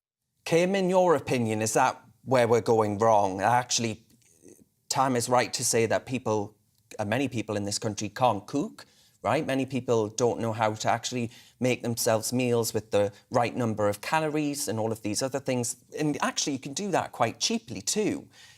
Do all of these things start in the classroom? I think education from a younger age is very important. And one of the problems that we have is that so many of our ideas as to what we should be eating come from food manufacturers and from advertising and marketing and the promotion of snack foods, high sugar cereals. This is what we have become accustomed to eating on a daily basis. And so we really do need to work very hard to tackle this and to really truly educate people as to what a healthy, balanced diet looks like. The Eat Well guidelines are very outdated. They really need reviewing, and we need to take a real look at the advice that we are giving people as individuals. But I absolutely echo Tam's comments and agree that much more needs to be done. From a government's perspective, they are aware of what needs to be done and they are stalling on this. And until they start to take real action to clamp down on the advertising and marketing of ultra-processed foods, then people on an individual level are fighting a losing battle. Kat, where are you at on this? Because in my opinion, banning adverts and these other measures aren't going to stop us all from eating foods that are considered unhealthy, right? The government can take all the action in the world, but ultimately, isn't the onus on us, right? We know, as you said earlier, we know what is good and bad for us. We're not stupid. Yes, we're not stupid, but it's not cheap. And if you look at the economic situation and the fact that everybody is struggling financially, processed food is cheapest. And therefore, if you're trying to feed a family, they're going to go for what they can actually afford. And that is processed food. And therefore, the more healthy options are far more expensive, which makes it very difficult for a struggling family to actually feed their large family healthily. So actually, it's a bit hand in hand. The government should have a responsibility, but we can, as people, can only do what is within our remit. And unfortunately, the financial and economic situation is not helping in any way, shape or form right now to allow us to do that. Thank you very much, Kat. I just want to put a question to each of you before we end this discussion. The question around plus-size models in advertising, speaking of advertising, we're seeing the use of plus-size models a lot more to promote body confidence. Tam, do you think that's going at things the wrong way? Actually, do you think that element of shame around being plus-sized is the right one to act as a deterrent for people eating these unhealthier foods? My problem is actually with the people themselves who are oversized and revel in it. And that is tragic because obesity is not a benign disease. Obesity spawns diabetes, heart disease, cancer. And the plus size people who say, hey, it's wonderful, we're really happy being fat, they have to take note that very shortly, maybe they will contract that problem. And that is my main concern, because obesity has an issue attached to it. But let me tell you, those other diseases and those three that I've just mentioned are only a few of the many diseases which stem from obesity. That is a far worse problem. We will have diabetes type 2, people now starting to overtake obesity in 10 years. We will have cancers increasing at an unbelievable rate. We've got to do something now. Kat, and I mean, quickly, to stop that. I'll let you respond to what Tam's just been saying there. I am a plus size model. And I am extremely happy in the body that I inhabit. I'm also a fitness instructor, so I don't appreciate being told that I need to change my mindset. I love who I am, and I love empowering people to feel body acceptance regardless of what they look like. And I believe that mental health is far more important than focusing on solely throwing diets down their throat in an attempt to make them lose weight. You need to focus on getting this in a better headspace so that they can feel confident enough to take part in exercise and eating healthy and all of those things. And it's a package and it's a long-term deal, guys. It's not an overnight thing. So, you know, nutrition, all those things are really important. But it's not just about shocking people and taking them out of mainstream media or ridiculing them either. We are people with opinions and we deserve respect and love just as much as everybody else. So what would you say to Tam then, saying I do respect your opinion, and I do very... type 2 diabetes? I have a very open and frank discussion with my GP on a regular basis. I know I'm not unhealthy. I know that I am not. Both my parents have had diabetes and rheumatoid arthritis, so I make a conscious effort to make sure I am not in line for those things. I pride myself on looking after my body. But those things are not mutually exclusive. It's not a given that everybody who is overweight is going to contract those illnesses. So why fear people, make fear be the factor to try and change people's outlook? Well, folks, we're going to have to end it there. We've run out of time, sadly. But that's Tam Fry from the National Obesity Forum, Kat Henry and nutritionist Kim Pearson. Thank you very much for your time and contribution on Real Britain Today. Folks, plenty more to come this afternoon. Later, we'll be crossing over to Scotland to reflect on the success for the Scottish National Party. But next, we'll be discussing the huge profits that energy giants have made in 2022. Hardly seems fair to me, while some people are struggling to pay for their heating. But is there another story? First, folks, let's have a look at the weather. Let's take a look at the weather. And the UK is looking dry for much of the UK, with any showers beginning to fade away. Let's take a look at the details. Zooming into southwest England, and it will be a fine end to the day with plenty of late low sunshine ahead of dusk. Still fairly warm with temperatures around 16 Celsius. It will continue to become drier across southeast England, though rain still lingering for some. Sunnier spells trying to develop before the daylight dips. A fine and dry evening to come across Wales too, and pleasantly warm for the time of year. Temperatures holding up around 16 Celsius. Sunny spells for the Midlands too ahead of dusk, with any light showers quickly clearing away.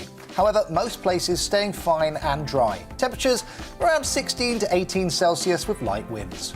A couple of showers are still possible across northern England this evening, but most places will miss these, and there'll be a fine sunset to come with clearing skies. Winds remaining light. Any light showers remaining over Scotland will also fade to leave a fine end to the day, with plenty of bright or sunny spells ahead of the sun setting here. So a dry and fairly pleasant end to the day for Northern Ireland too, with variable amounts of cloud and light winds. Temperatures will remain around 15 to 16 Celsius. Much of the UK will stay dry into the early hours of Sunday morning, with plenty of clear spells around. And that's how the weather is shaping up overnight into tomorrow morning.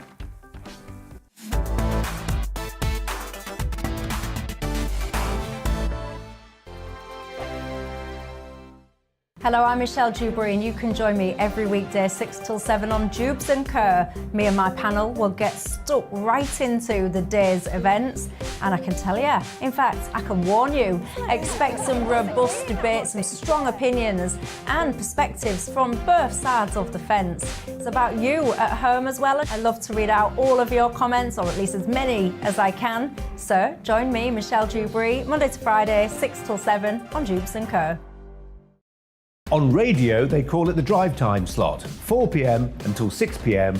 as listeners head home. It's that part of the schedule when the dust of the day's events begin to clarify, and we try to make sense of it for you. Brazier is drive time for radio and TV. It's fast, it's punchy, it's opinionated, there's a Brazier angle and a little bit of levity. That's the question. That's two questions, actually. That's Brazier, Monday to Thursday, 4 till 6 on GB News.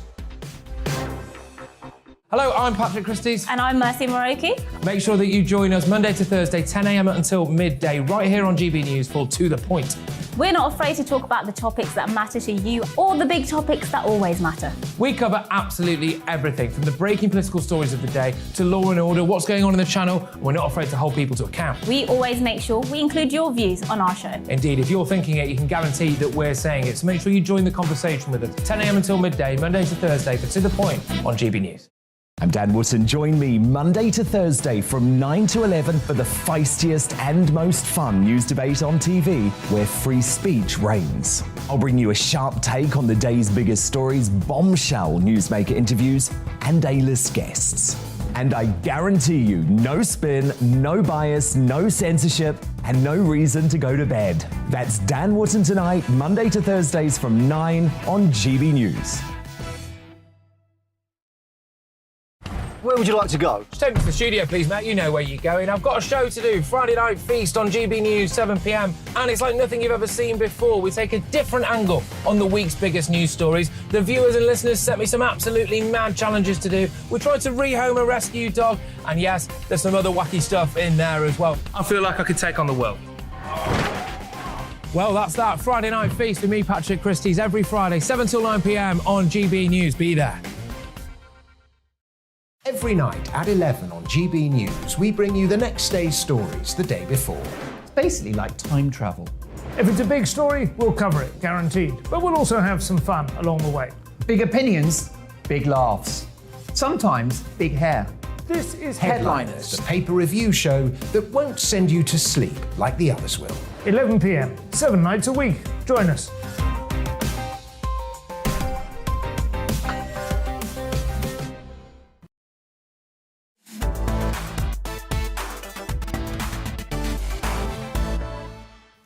Welcome back to Real Britain with me, Darren Grimes. It's time to take another visit to my virtual classroom. And today we're looking at profits that energy companies are making. Record profits. Shell made £7.3 billion in the first 3 months of this year, triple what they made in the same period last year. BP also saw their profits rise. Joining me to discuss this is Andy Mayer, an energy analyst at the Institute of Economic Affairs.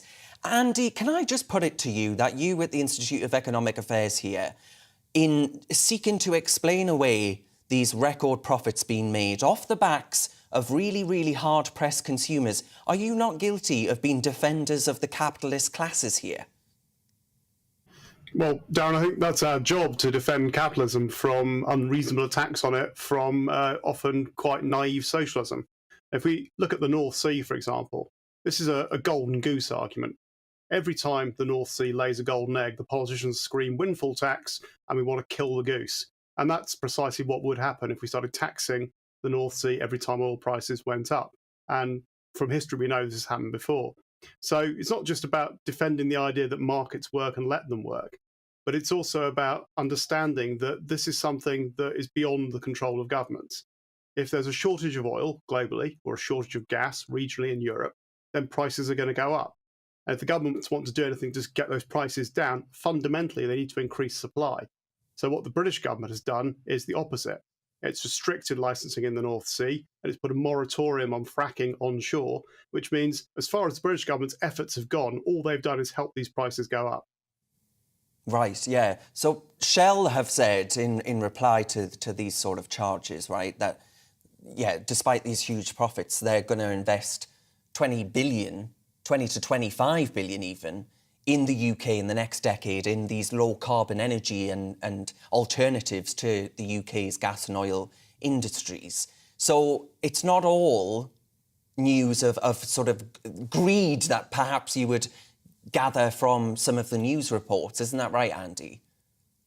Yeah, so, I mean, let's talk about those numbers a bit more. So the profits that were reported are quarterly results, so they're not final. And if we look at the last full year results, 2021, BP made 5% globally, Shell made 7.5%.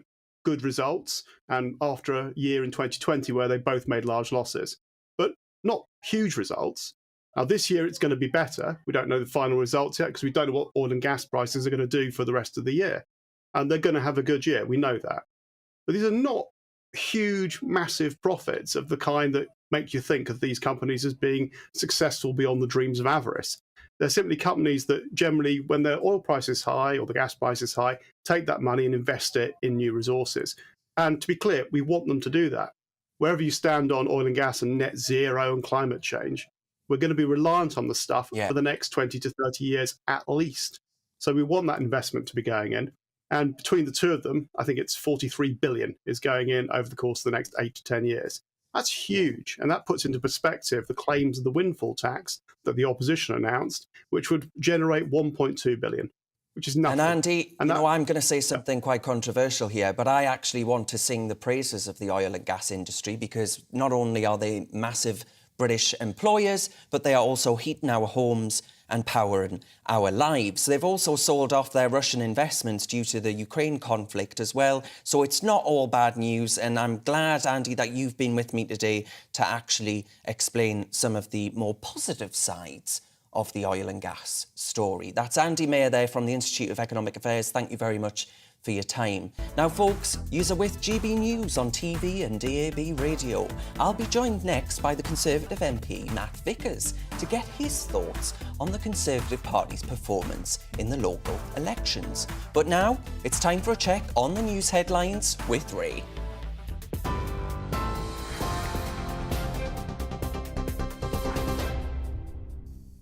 Thanks, Darren. It's rapidly approaching 3:35. Here's the latest from the GB newsroom. The Conservative Party has lost nearly 500 councillors across England, Scotland and Wales in the local elections, with Labour and the Liberal Democrats making significant gains.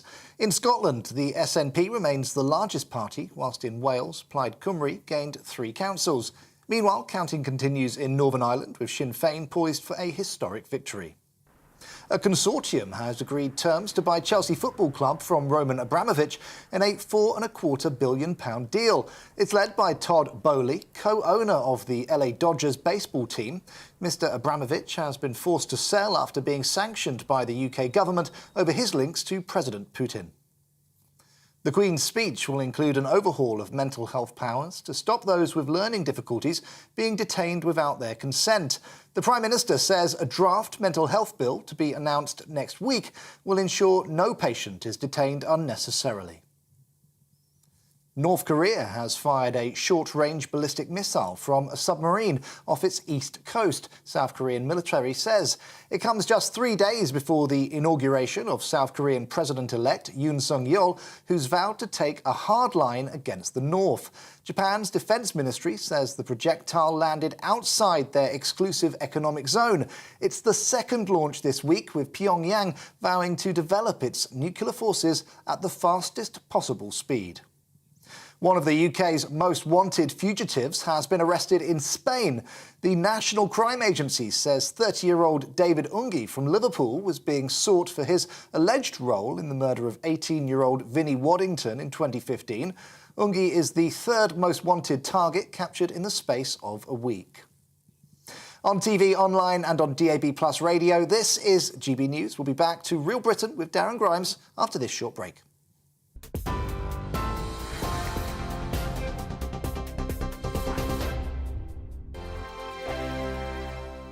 Hello, I'm Michelle Dewberry and you can join me every weekday 6 till 7 on Jubes and Kerr. Me and my panel will get stuck right into the day's events, and I can tell you, in fact, I can warn you, expect some robust debate, some strong opinions and perspectives from both sides of the fence. It's about you at home as well. I love to read out all of your comments, or at least as many as I can. So join me, Michelle Dewberry, Monday to Friday, 6 till 7 on Jubes and Kerr.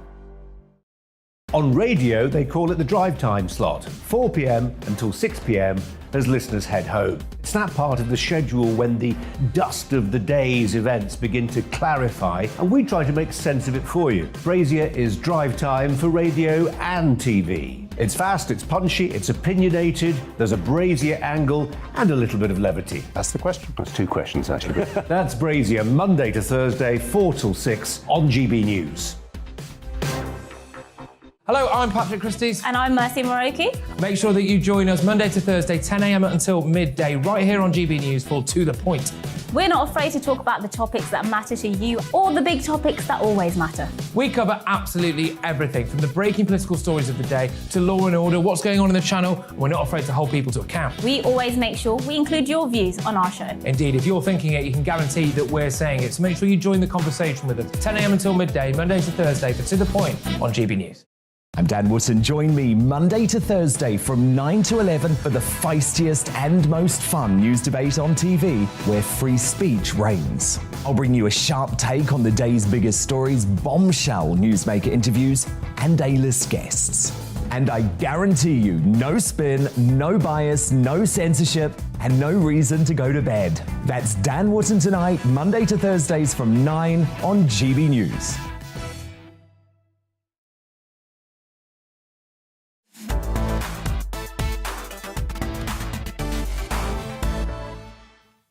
Hello folks and welcome back to Real Britain with me, Darren Grimes. Let's move back now to the local elections which took place across the UK this week. The Conservatives lost almost 500 council seats on Thursday, with Labour and the Liberal Democrats making gains. The election results come at a time of ongoing controversy, of course, over the so-called Partygate and sharp rises in the cost of living. I'm joined now to discuss this by the Conservative MP for Stockton South, Matt Vickers. Matt, thank you very much for your company. You Conservative MPs must be wondering what on earth you've done nominating this man to be your leader, right? He's no longer the winner that you all thought, is he? No. I think we've got to look in context at what's gone on. I think we're 12 years into a Conservative government. These are midterm elections. The press has spent the last 3 months talking about whether there was or wasn't a party and a birthday cake in Downing Street. I think when you put all that in context, it wasn't a bad night at all, really. It wasn't great, but you know what? In context. In fact, look back to Ed Miliband's time. When he was in office in this same situation, he took 800 seats. And we know how successful he was when it came to a general election. Yes, a tough night, but you know what? Universally, across the country, it's a mixed message. 13% of the population live in London. The media seems slightly obsessed with what went on in London, but when you look across the piece, you look at my part of the world, in Hartlepool we gained seats, in Sunderland Labour made losses. It's a very different picture in different parts of the world. They gained Mayfair and lost Hull. I don't think that's a road to victory at the next general election. But your fellow Tory MP Aaron Bell, Matt, has called up for a discussion on Boris Johnson's future. I mean, I wonder what it is that he's wanting to discuss, right? Could it be that he's asking the question, is this man still the right man for the job? Maybe Aaron Bell wants to talk about how we did fantastically well in Newcastle under Lyme and took control of his local council. Congratulations there we are. to Aaron. And I'm sure he is delighted with that result, and he's delighted with the impact that the government had in helping him get that. Do you think the Conservative Party is at risk of becoming complacent, though? Do you think there's been an acceptance of the coalition being the so-called blue wall with the so-called red wall, Matt? Do you actually think that the focus on the red wall has actually meant that the blue wall, in which the Lib Dems have taken a fair few seats, are feeling neglected? Is that what's happened? I don't think that's the case at all. And I think when it comes down to council elections, we've got hard-working councillors who lost their job last night. Well, the night before last. I think that's a really sad situation. But I don't think there's any complacency anywhere. I think we're out there fighting to win seats, fighting to deliver good local authorities. Actually, the big losers, the big people who lost out most as a result of the local elections, are the people in Westminster who've enjoyed the lowest council tax in the country, or the people in Wandsworth who enjoyed the second lowest council tax in the country. Because I'm fairly confident that looking at Labour controlling those councils, it'll be a very different story to be told in a few years' time, and those people will probably come back begging to have their Conservative council reinstalled. Yeah, I mean, Matt, I tell you what, when I told my mother the council tax rates that I used to pay when I lived in Wandsworth compared to that which we pay in Durham, she was quite shocked and quite visibly angry. But Matt, putting that to one side, Labour's results, right, all right, they did OK. Do you feel that they're progressing at such a rate, Sir Keir Starmer is progressing at such a rate, that he's a potential threat to MPs like you? I think, do you know what, when we look at our part of the world, Darren, our part of the world up north, everything is about people who've took the chance on us this time, people who'd always voted Labour because their mum did and their granny did and whoever else did. This time, we've got the opportunity to prove that we can deliver. And actually, when you look at my part of the world and you look at the improvements to the local railway station, the improvements and the money being spent on our town centre, the new skills hub that's going in Thornaby to help youngsters get great skills and great jobs, it's about that delivery now. And in a few years' time, people can make their decision, an informed decision on how we've delivered, what we've delivered. We've had a rough ride for the last few years. We had a pandemic that nobody predicted. We've now got a global cost of living crisis that nobody would ever want to see our residents put through. And it's about how we deal with that, how we get on, how we ensure that there are great jobs for people out there and we ensure that the economy's on the up. But Matt, shouldn't you be saying to your mate Rishi Sunak, shouldn't you say, come on mate, time to put your hand in your pocket, we all need a little bit of help here? Because actually that could be where people argue there's complacency on the side of the Conservative Party in just how difficult things are for people at this current... One of the reasons that people vote for the Conservative Party is because of the sound economic management and the management of our economy that they know comes with a Conservative government. And actually, during the pandemic, there was money there to support people. We paid the wages of 13.5 million people. And the only reason we could do that is because in the good time, we managed the economy properly, made sure that cash was there. And at the moment, because we've spent so much money during that pandemic supporting people, keeping our economy in good nick, we actually have an interest bill this year of £83 billion fortunes. So we've got to make sure that we balance things out, because money doesn't grow on trees. What we spend has got to be taken from somebody. But actually, we come out of the economy, we've got all the decisions right. We came out of the pandemic in a good way, the fastest growing economy in the G7, more people on payroll in work than there were at the beginning of the pandemic. So the economic disaster that was predicted for the end of the pandemic didn't happen. And now we've got to steer our way through this crisis, and let's see where we get to. Right. I mean, Sir Keir Starmer, of course, thanks to your MP, well, partly thanks to your MP, your colleague, neighbour, not too far away, Richard Holden in northwest Durham, he wrote a letter to the Durham police, who have reopened, or at least opened, an investigation into Sir Keir Starmer's conduct during lockdown. Now, do you actually think that this is going to amount to anything? And if it does, do you think it's a resigning matter for Sir Keir Starmer? I think, do you know what the bizarre thing is about it? This is a man who has spent the last 2 or 3 months talking about nothing but Partygate, talking about how other people should resign if they get a fixed penalty notice. Actually, I think in all that time, he knew what he'd done. He knew he'd been to some some drink-fueled curry event with apparently as many as 30 other people who travelled there. They weren't in an office together working there for several weeks. They travelled from all over the country. Angela Rayner travelled from wherever she travelled from. Kieran travelled from wherever he travelled from. 30 people drinking, scoffing, and then he has the gall to go out there and point the finger at other people. So I think he's got questions to answer on that. And I think it's right that the police do reopen the investigation, because the law is the law, the rules are the rules, and they should be applied equally, whether it's in Durham or Downing Street. To be quite honest, Matt, it surprises me that Sir Keir Starmer could find 30 people to have a drink and a curry with, to be honest with you. But there we are. Do you actually think, though, Sir Keir Starmer and the rank hypocrisy that I mentioned at the very start of this programme, do you think there's an element here where the public might just say, you know what, yous are all as bad as each other? I think do you know what? People are rightfully peed off about rules being made by someone and broken by the self-same people. And I think that's fair game. But I think, you know, as we've seen in the local elections, the big national picture costs people lots of seats potentially. I think people have to have a look at what's being offered in their own part of the world by their own councillors and their own MP and what they're delivering locally, and make informed decisions in that manner.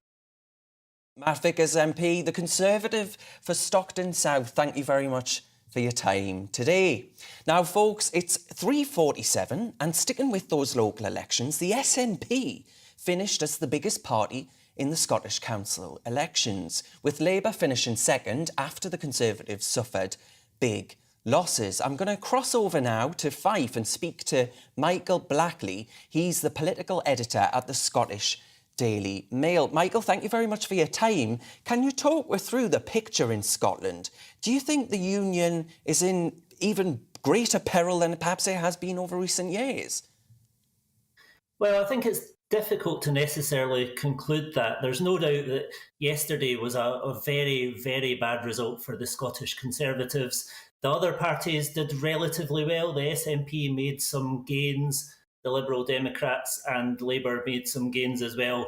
And indeed, Labour overtook the Conservatives in second place, which is quite a significant moment for them after a decade of decline in Scotland. However, in terms of the impact on the Union, even Nicola Sturgeon was prepared to accept yesterday that it was a local election. It doesn't actually have any impact on whether there's going to be a referendum or not. She claims that she has a mandate for a referendum. She wants one to be held by the end of next year.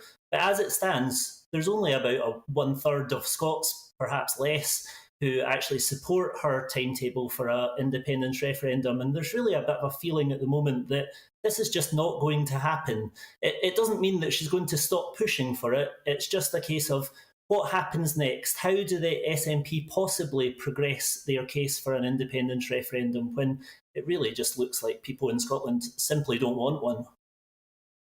Amazed to hear that Nicola Sturgeon said that it was actually about local elections, bin collections and all of these other really important things that matter to people, and had nothing to do with independence, because it strikes me that Nicola Sturgeon has never seen an issue or a policy that she hasn't said suggests that Scotland would be better outside of the Union of the United Kingdom of Great Britain and Northern Ireland. It's actually in recent elections what we always see is that the SNP will possibly talk down independence during the referendum because they don't during the election because they don't want to put people off voting for them.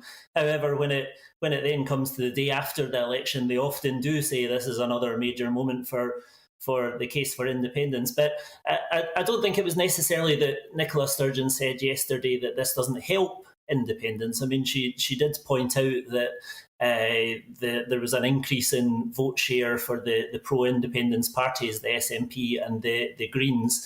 But in her view, she thinks that she already has this mandate, so she believes that mandate didn't need to be strengthened. What was quite interesting in the result yesterday, however, while the SNP did make these gains, 22 extra seats, the vote share for the combined vote share for the SNP and the Greens was 40%, which while it's a high figure, it means that a significant minority of people actually did vote for pro-independence parties in Scotland, despite the fact that we obviously have the SNP remaining the dominant party, remaining well ahead of all of the rest. Well, Michael Blackley there with a very important reminder that not everything is about independence in Scotland. Political editor at the Scottish Daily Mail, thank you very much for your time. Now, folks, there have been worrying headlines, you'll have no doubt seen them, about inflation. The Bank of England has published its assessment of our economy, predicting that inflation could reach 10%. Inflation being a measure of the rate at which the range of prices are rising over a given period of time. But what does this actually mean for our pockets? Paul Johnson is the man to talk to about this. He's the director at the Institute for Fiscal Studies, and he joins me now. Thank you very much for your time there, Paul. Now, what does this actually mean for people, what the Bank of England have said here? Should we be worried? Because 10% inflation sounds pretty troubling for the pockets of people in this country, doesn't it? It does, and I think we should be worried. We haven't seen inflation like this since the beginning of the 1980s. People of my age and above can just about remember that, but most of the population won't. And that's going to be a big dent in people's living standards. Wages are not expected to rise anywhere near that quickly. Benefits are certainly not rising anything like that fast. Older people living on fixed incomes are going to really struggle if the prices are going up by 10%. And on top of that, the Bank of England has forecast very little growth over this year and next, and indeed possibly a contraction in the size of the economy, and hence a possible recession after the swift rebound out of COVID. So all of this is really worrying for our personal finances. All of it's very worrying for the economy as a whole. Yeah, I mean, Paul, a lot of this, I think, comes down to the government far too often does government by Twitter, right, where what happens on Twitter actually applies pressure to the government and they act upon it.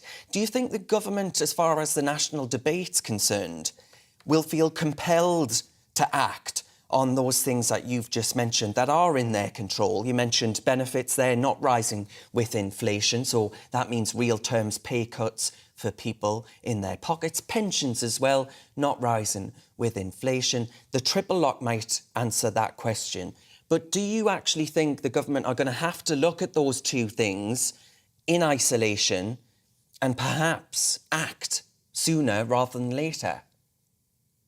Well, of course, Rishi Sunak did do quite a lot back in February, which looked like quite a significant response to the problem as it then appeared. He came up with £9 billion, which is a substantial amount to reduce people's council tax and energy bills. And then in the budget in March, he reduced national insurance contributions, at least for people on average earnings and below. And again, that was a substantial change. I think the there are two things in addition to that we need to consider. One is this point about welfare benefits and pensions only rising by 3.1% this year in the face of inflation that's going to head up towards 10%. That is entirely within the gift of the government to change, and actually is not something that has a long-term cost. I mean, this is really about there's a rather arcane reason why benefits are only going up by 3%, and that's because they go up in line with what inflation was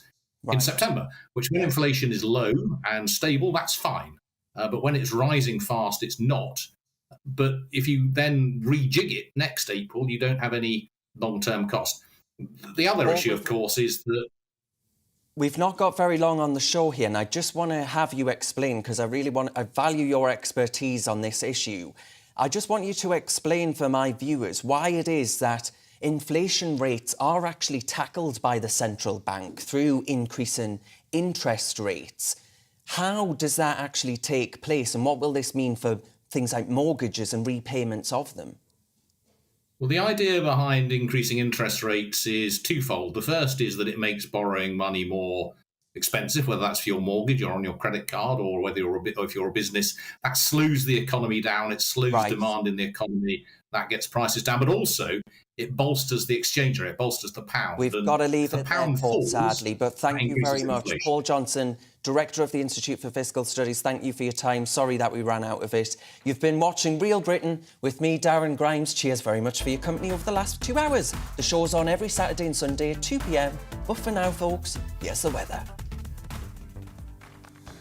Let's take a look at the weather. And the UK is looking dry for much of the UK, with any showers beginning to fade away. Let's take a look at the details. Zooming into southwest England, and it will be a fine end to the day with plenty of late low sunshine ahead of dusk. Still fairly warm with temperatures around 16 Celsius.